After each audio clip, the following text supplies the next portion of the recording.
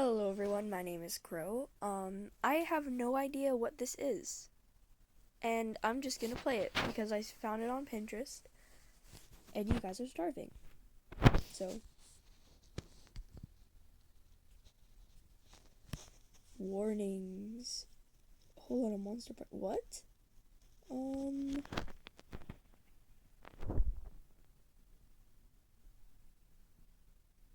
okay. I'm gonna say yes for the audience. Okay. Um, yeah, sure. I don't know how I'm gonna move though.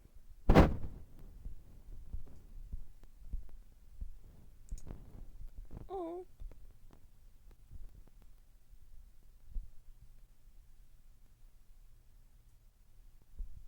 Especially, oh wait, I should probably read. Especially when they actually have the luxury of walking away and avoiding the headache altogether. You conclude you'll just be this way forever. You're just simply too messed up. Too messed up for friends, too messed up for love, too messed up for life. There is nothing you can do about that. Or is there? Oh! What can you say? You're desperate.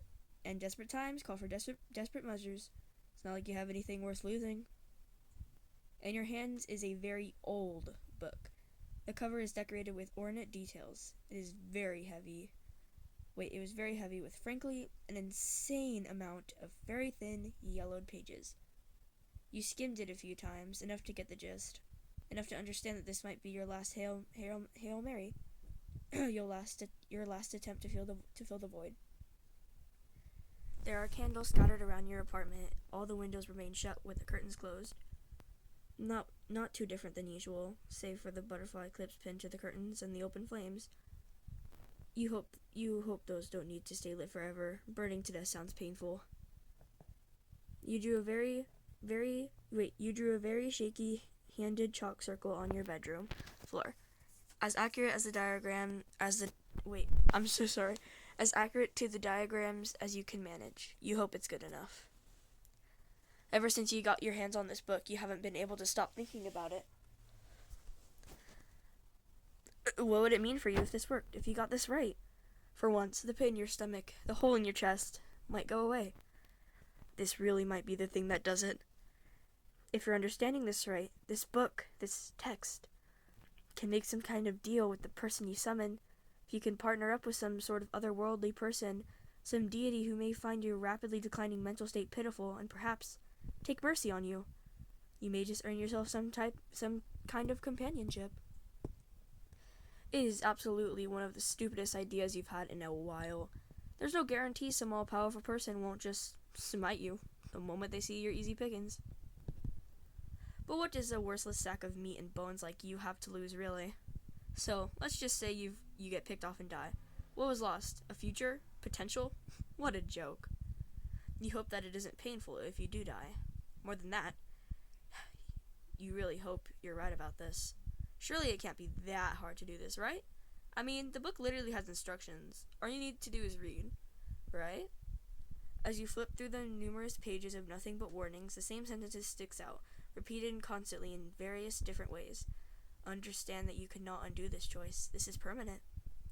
You cast the warning aside. Permanent? Yeah, like your problems and solutions are already permanent. With shaky hands and a wavering voice, you turn to the page you want, skim it one more time and read. Sound effects. Whoa! Before you is something that's kind of person-shaped. Initially, in the split second you saw a silhouette, you thought you saw a person. 2 arms, 2 legs, a face, person-shaped. Then the rest of them hit you like a freight train. The individual has giant, pulsing tentacles wrapped around them, curled in such a way that's reminiscent of brains and wrinkles. You can't figure out where the tentacles end and where their body begins. Or frankly, better question, does it even end at all? Is this fused with them? Then your brain sees movement and, oh, eyes. This thing, has multiple eyeballs. No sockets, just eyes. all around them. They look like an anglerfish. They clearly aren't brutalist. Wait, they clearly aren't brutalist trophies they took from dead people they killed. 'Cause you see them moving. The eyes are moving. You can guess it's part of them. They just have eyes like that. And more so than eyes, you notice awfully quickly that where a mouth should be instead a hole is there? There's something emitting light, some sort of bone, sticking out straight out of their head. But if it's a bone, then how does it produce light? Your head is spinning. All of this was not what you expected, and while you, usually speaking, aren't prone to being a choosing beggar, this is a bit much, even for you. You try your very best to focus on the parts of this individual that look distinctly human. You see they have one normal-looking eye, where an eye should be. Each one you can spot is discolored in some sort of way. The whites in their eyes are either a bright neon blue or a violently strong pink. They have dark curly hair, also discolored in a strange way with that same nuclear pink. It seems to swirl perfectly, as if every individual strand was photoshopped to be picture perfect. How nice, how pretty. If only the rest of everything wasn't there to sober you up from whatever you drunken stupor you were undoubtedly in a minute ago. 2 thoughts crossed your mind. 1, maybe with enough alcohol-induced delirium, you could work with this. 2, there is an eldritch deity standing in front of you in the middle of your bedroom, and you have said nothing this entire time. Stupendous. Really proving that D- was your peak. In a blind panic, you fumble to say literally anything that will ensure this monster creature doesn't tear you in half. Maybe you really do have some desire to live? Hey, hello. What's going on? Your eye looks very pink. Nice color choice. You know, it's probably not high school or college. It's middle school. You peaked in middle school, undoubtedly. After spitting out all of that crumb of stupidity, the creature looks at you with all of their eyes. Oh yeah, your will to live is definitely somehow still intact. How nice. Wish you found that out under different circumstances. You'll take it though. Beggars can't be choosers. And speaking of begging, this thing hasn't said anything. How exactly are you supposed to beg for your life if you can't communicate with them? What the hell do I do? How did I mess up this badly? They really can't talk, can they? That makes things more difficult. Before you can come up with some equally life-threatening solution to the life-threatening problem laid before you, your vision gets weird. You don't feel right at all. Normally, you're always kind of drunk or high to some extent, but this feels unlike anything you've ever dealt with before. You feel weirdly sensitive. You can't seem to articulate it properly, even to yourself. It's like you gave to 7th Sense or something. God, you really shouldn't have read that book properly instead of just skimming it. Hello, small thing. Don't be scared. You asked me to come here, didn't you? You hear a voice. A woman's voice. It sounds nice, soothing, in a threatening sort of way. Yes, I did the right voice for it. The moment you hear her voice deep in your skull, the air feels unnaturally warm and comforting, especially for being in the presence of something so incomprehensible. You wonder, is it her that's doing this? Like some sort of lure for prey? Is she haunting you? On a drunker day, you might have actually liked the idea, but right now, the idea of becoming some gross-tasting chip for an otherworldly being doesn't quite scratch any itches of yours. Why did you think this was a good idea again? Poor thing. You're a frail human, aren't you? Most of their minds can't handle us very well. I'm afraid for someone as feeble as you. I'm sure this is all very scary, isn't it? Ugh. I need a drink. Alcohol is bad for your liver, you know. Wow, that's... Oh, God. May I ask, where is my gift? What? Was I... Oh. Don't tell me I actually misread something important. Worry not. I am accustomed to all of your humans' poor senses. It seems as though not many of you have been trained very well. Patience is a virtue. To rush is to ruin. I've shown up here. and thus accepted your offer, our deal. However, your end of the deal must still be fulfilled. Graciously, I shall give you one more chance. Only one. Assure me my welcoming gift. Okay, I'll do it. Very good. Oh, okay. I really messed this up somehow. I was supposed to give her a gift of some kind. There's gotta be something in my room that she would want. I don't have many valuables, though. I gotta look around. There's bound to be something. I should get to it quickly. Am I supposed to be moving right now? Oh, I figured it out. Can I give this to her? Or can I give her my empty bottles of beer? Empty wine bottles are clustered on the floor. There are some dark stains on the floor surrounding the piles. Wow. What can I... Ooh, this teddy over here. This teddy. It's an old plushie. You distinctly remember winning it at an arcade with your old high school friends.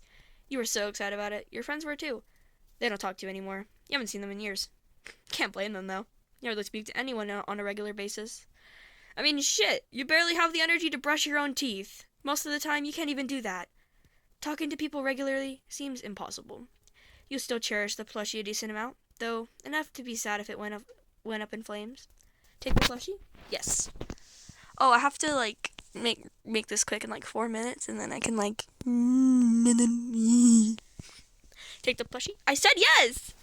You took the plushie. Okay, now we'll go back to her. Well, I have something. Is this really what I want to give her, though? Give her the gift. That's probably the best thing around in your room, dude. Plushie. Hey, I have something for you. You have my gift? Yeah. You somewhat depressingly hand her the plushie, the last symbol of connection you have left. She takes it from you curiously, seeming unsure of what exactly she's looking at. Her eyes lock onto you, seeking an explanation of some kind. It's, plushie I ended up winning a while back with my friends. We went to an arcade. I was always kind of good at the claw machines, so I was able to win something. I thought maybe you would like to have it instead. Instead? Do you not want this? I don't know. Gets me kind of sad, you know? I don't want to get rid of it, but it's not like it really sparks joy when I look at it now, you know? Maybe you can find some joy in it. It's a pretty cute plushie, I think. So you are giving me your trash. Well, no, it's not trash. I just don't really want to hold on to it anymore. So, trash. Before you have a chance to object, she puts her hand over the plush bear hands and releases some kind of black goop from her palm. It engulfs the entire plush, reducing it to nothing in seconds. You have no idea where the fabric or any of it went, but the goop retracts. It's done. Why did you do that? What did you do? I removed it, since you clearly did not like it, and neither did I. You could have just given it back. Why destroy it? Why give me something you do not want in your possession, let alone as a gift, where I am free to do what I want with the item? You expect me to treat something with any sense of care when you admitted it yourself you did not want it anymore? That's different.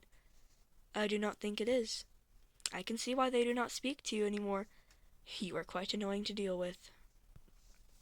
Since you did not fulfill your half of the deal, I will be departing as well. Wait, goodbye.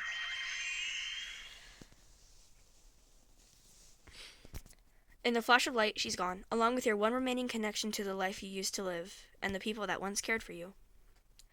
You remain, as you always were, alone in a filthy, disgusting apartment, secluded and isolated from your peers outside. The same peers that, at one moment in time, were your friends. Bad end. Trash disposal of the heart. Ending 7 out of 10. Okay. Bye, guys. I'm gonna try other parts. Yes. Bye-bye.